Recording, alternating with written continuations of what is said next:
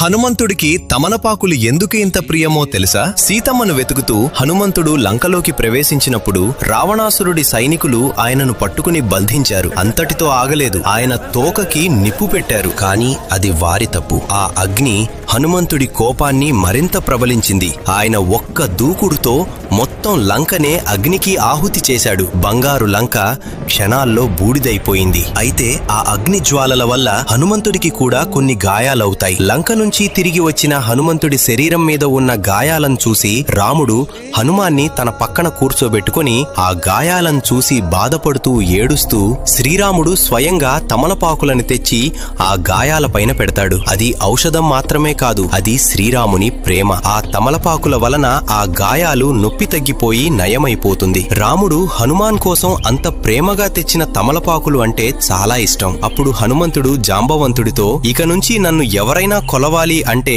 ఈ తమలపాకులతో ఒక మాల చేసి అర్పిస్తే వాళ్లను నేను అనుగ్రహిస్తాను, వారి కష్టాలను దూరం చేస్తాను. నా కోసం తమలపాకులు తెచ్చిన వారిని నేను రాముడిలా భావిస్తాను అని చెబుతాడు. మీరెప్పుడైనా హనుమాన్కి తమలపాకులు అర్పించారు?